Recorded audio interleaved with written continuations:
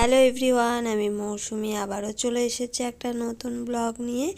তা এখন দেখছো আমি একটু রেডি হচ্ছি, সাদা শাড়ি পরে মাথায় সাদা ফুল দিয়ে একটু রেডি হচ্ছি। কারণ আমাদের যে ব্যায়ামের ক্লাস করি আমরা সাম্য যোগা সেন্টার, সেখান থেকে পঞ্চম দোলের অনুষ্ঠানে নিয়ে যাওয়া হবে। পঞ্চম দোলের দিন আমরা সবাই মিলে গোলাপি ব্লাউজ সাদা শাড়ি পরে একটু দেবালয়ে গিয়েছিলাম, ঠাকুর দর্শন করলাম। সেখানে একটু নাচ গান হলো, রং খেলা হলো, এইভাবে আজকের দিনটাকে পালন করলাম। তা দেখতে পাচ্ছ বড় থেকে ছোট সবাই সেই সাদা ড্রেসই পরেছে। আর এই যে দেখো সারি সারি হয়ে সবাই আসছে। তা আমিও সেই রকমই রেডি হয়ে চলে আসলাম, তোমরা তো দেখতেই পেলে। তা এই যে দেখো এখন যাব মন্দিরের ভেতরে। এই যে বলতে বলতে চলে এসেছি মন্দিরের ভেতরে। এসে দেখো সবাই কত সুন্দর নাচ করছিল, আর চারিদিকে সবাই গোল হয়ে বসেছিল। দেখতে কতটা সুন্দর লাগছিল বলো।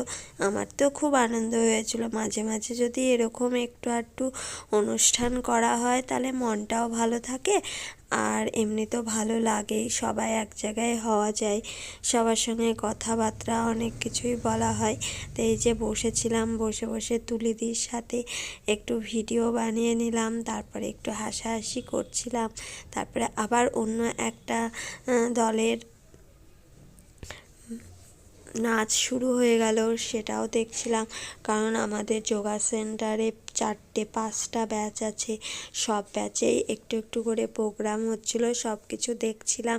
দেখতে দেখতে কখন যে সন্ধ্যা হয়ে গেছে বুঝতেই পারিনি। অনেকটা টাইম দেখো এসবের মধ্যেই কেটে গেল।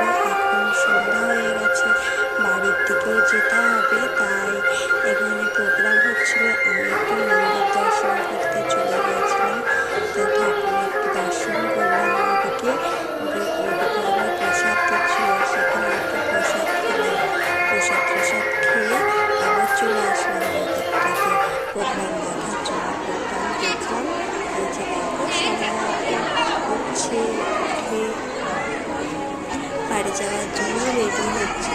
বাড়িতে যেতে হবে। আর আমি একটু এই সাইডে তোমাদের যেটা বললাম বসেছিলাম, এই সাইডে এসেছিলাম। তারপরে লাস্ট গান ছিল হরে কৃষ্ণ নাচে গানের সাথে একটু সবাই মিলে এত আনন্দ হলো। সবাই মিলে যে তোমাদেরকে কি বলবো, এই আনন্দটা একজনের জন্য সম্ভব হয়েছে। আমাদের ব্যায়ামের ম্যাডাম, তিনি না থাকলে এত সুন্দর প্রোগ্রাম হতোই না। আর এই যে তোমাদেরকেও একবার ঠাকুর দর্শন করে দিই। এই যে অন্য টাইমে তো ভিডিও করতে দেয় না, তা কালকে চুপচাপ করে করেছি।